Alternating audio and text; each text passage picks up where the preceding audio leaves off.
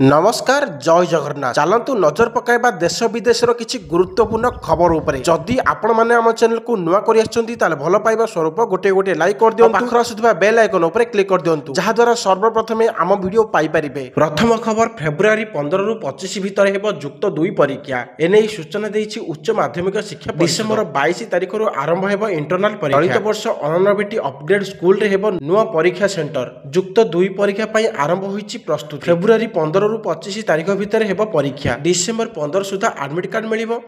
एथर internal परीक्षा पई दुईटी slot रही डिसेंबर 22 रु 31 तारिख जाए हेबो इंटरनल परीक्षा। जे माने एही समय रे देई परिबे नै से माने जनवरी 10 रु 15 जाए इंटरनल पई आउ एक सुजोग पाइबे। जनवरी 2 रु 15 तारिख जाए हेबो प्रैक्टिकल परीक्षा। नवेम्बर 29 सुधा परीक्षा सेंटर रे लागिबो सीसीटीवी। एथर नुआ 89 अपडेट स्कूल रे परीक्षा केंद्र करा जिवो। जदिओ निर्दिष्ट तारीख घोषणा होइनी किंतु फेब्रुआरी 15 रु 25 भितर युक्त 2 परीक्षा हेबो बोली जणा पड़िबा परे कॉलेज गुडी करे आरंभ होई जाईछि प्रस्तुति। परीक्षा हॉल समेत कॉरिडोर रे सीसीटीवी लगा जाउछि। काउंसिल परीक्षा भली समान ढांचा रे परीक्षा हेबो। एथर नुआ करे प्रोविजनल सर्टिफिकेट को डिजिटल करा जिवो। राज्य रे मोट 1349 सेंटर परीक्षा करा जिवो। राज्य रे मोट 1359 सेंटर रे परीक्षा करा जिवो। अक्टोबर 20 रु नवेम्बर 22 पर्यंत रेगुलर पिलांको फॉर्म फिलअप एवं x regular form fill up October 13 रु आरंभ हेबो। परवर्ती खबर भारतीय वायुसेना विश्वर तृतीय सबुठारु शक्तिशाली वायुसेना पालटिछि। विश्व आधुनिक सामरिक विमान निर्देशिका द्वारा प्रकाशित सर्वशेष रैंकिंग रे भारतीय वायुसेना चाइना को पछरे पकाई दैछि।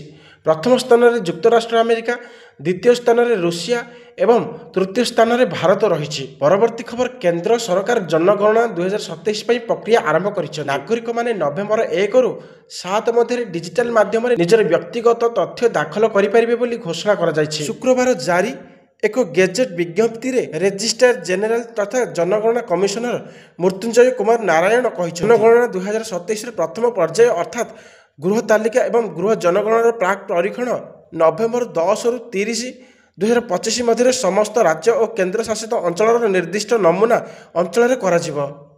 एही परीक्षण पई गृह मंत्रालय जनगणना आईन 1948 धारा ए अधीन व्यवस्था संप्रसारित करिछि। परवर्ती खबर स्कूल पिलांको खुशी कहले न सरे। एकाथरे 2 दिन छुट्टी हेबाकु जाउछि स्कूल कॉलेज। छात्र छात्री नुहंती बरम सरकारी कर्मचारी मानक पई मध्य बड़ खुशी खबर रहिछि। यदि देखिबा केउं दिन दीपावली पालन करा जिवो से नै द्वंद्व उपजुथिला। किए कहूला सोमवार तो आउ किए कहूला मंगलवार। तेणु केउं दिन सरकारी छुट्टी घोषणा हेबो ताकु नै मध्य चिंता बढ़िथिला। हेले एबे सबु चिंतार सॉल्यूशन बाहरी सारिछि।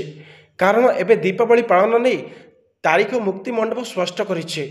मुक्ति मंडपर गणना अनुसार जेहेतु सोमवार दिन पूरा समय अमावास्या रहुछि तेणु सोमवार दिन को ही दीपावली भाव पालन करा जिवो। तेणु 20 तारिख सोमवार दिन भी राज्य में छुट्टी घोषणा करा जिवो। राजस्व विभाग पक्षरु एनै प्रस्ताव दिया जायछि। मुख्यमंत्री कार्यालय को प्रस्ताव दिया जायथिबा सूचना मिली। मुख्यमंत्री अनुमोदन वर्तमान पर्यंत मिली नहीं। जेहेतु शनिवार हाफ डे रहुछि आउ रविवार एमितिरे छुट्टी दिन तासह सोमवार दीपावली पई छुट्टी घोषणा करागले एकाथरे 2 रु 2.5 दिन छुट्टी पाइजिबे छात्र छात्री सह सरकारी कर्मचारी।